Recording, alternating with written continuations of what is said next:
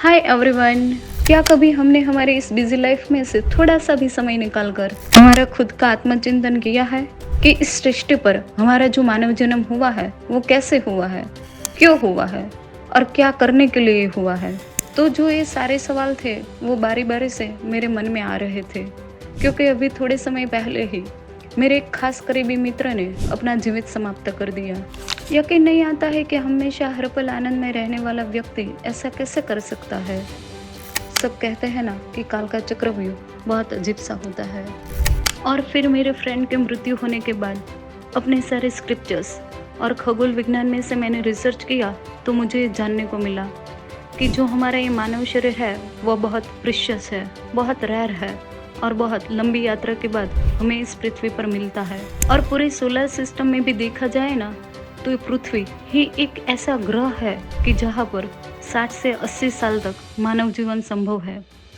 Mercury और Mars पर 2 minute, Venus, Jupiter, Saturn, Uranus और नेपच्यून पर लगभग हम 1 सेकंड तक ही जीवित रह सकते हैं। तो उसमें से पृथ्वी ही एक ऐसा ग्रह है कि जहाँ पर मनुष्य जीवन को लंबी अवधि मिलती है।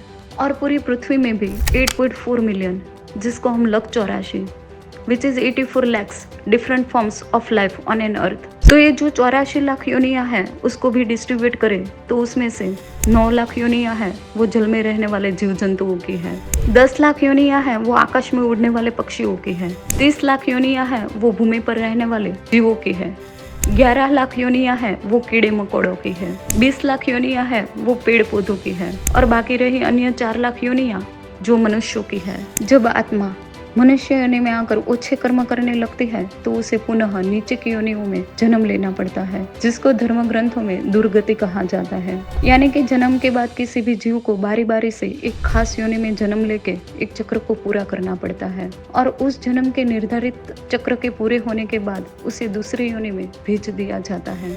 वहाँ पर उसे निर्धारित अवधि के मुताबिक बार बार जन्म लेकर चक्र को पूरा करना पड़ता है। अंत में वो अपने अच्छे बुरे कर्मों के अनुसार देवलोक यानी कि ऊपर के लोग, दैत्य लोग यानी कि नीचे के लोग और बीच में मनुष्य के रूप में यानी कि मानव शरीर में इस पृथ्वी पर बहुत अमूल्य मानव जीवन मिलता है।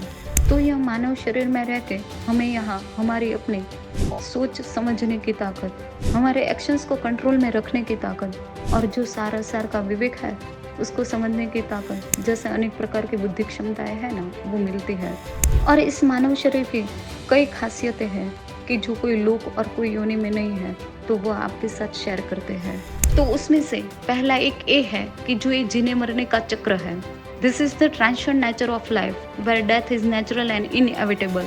तो ये जो हमारी वास्तविकता है, जिसका जन्म होता है उसका मृत्यु भी निश्चित है। That is the cycle of life and death. उसकी जो समझ है वो हमें यहाँ ह्यूमन फॉर्म में ही मिलती है। दूसरा है साइकिल ऑफ संसारा, जिसमें हमने हमारे जन्म से लेकर मृत्यु तक किस प्रकार के कर्म किए हैं, उसके ऊपर से हमारा आगे का फ्यूचर कि हमारा आगे का जन्म कहाँ पर होगा वो हमारे किए गए हुए कर्म पर निर्भर करता है। उसका ज्ञान हमें यहाँ मिलता है। तीसरा मानव शरीर का एक एडवांटेज वो भी है which is called karma and dharma. अगर हमारे कर्म धर्मपूर्वक होंगे तो इस लोक में और परलोक में हमारी जो गति है वो सुखमय होगी और ऐसे धर्म कार्य और समाज सेवा के कार्य करने का हमें अच्छा अवसर प्राप्त होता है। वो हमें यहाँ मनुष्य लोक में ही मिलता है। और जो चौथा है वह है हमारा स्पिरिचुअल ग्रोथ। हमारा जो ये मानव शरीर है ना वह एक ही है कि जहाँ पर हमारा अल्टीमेट गोल विच इज मोक्ष, लिबरेशन, साल्वेशन, उसको हम प्राप्त कर सकते हैं कि यहाँ पर हमारा सोल हायर डिवाइन के साथ यूनाइट हो जाता है। और पांचवा है कोई कर्मकांड या अनुष्ठान से संबंधित जो क्रमबद्ध कार्य है कि जो विशेष स्थान पर विशेष विधि से विशेष शब्द द्वारा किए जाते हैं वह केवल हम यहाँ मानव शरीर में रह के ही करते हैं। और जो आखिर में है वह है फिलोसॉफिकल रिफ्लेक्शन, जिसमें हमारी लाइफ का पर्पस क्या है, राइट, और नेचर ऑफ एग्जिस्टेंस। ये जो हमारा जन्म है यहाँ पर वो केवल भौतिक सुख सुविधाओं का आनंद लेने के लिए ही हुआ है या फिर हमारा जो अल्टीमेट लक्ष्य मोक्ष है उसके लिए हुआ है। और जो ये मोक्ष है वो एक मनुष्य शरीर द्वारा ही होता है। It's such a divine blessings from divine. तो उसकी जो सोच समझ है वो हमें केवल यहाँ मनुष्य लोक में ही मिलती है।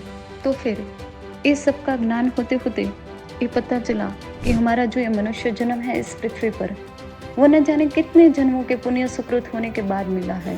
तो जो हमको ये मिला है उसको हम केवल नानाविध प्रकार की भौतिक सुख सुविधाओं और भोग विलासों में नष्ट कर दे कि हम अच्छे काम करें, कोई रोगी दुख दरिद्रों की हेल्प करें, किसी धर्म का अच्छा काम करें, ताकि हम अपने अल्टीमेट गोल जो मोक्ष है उसको प्राप्त कर सके।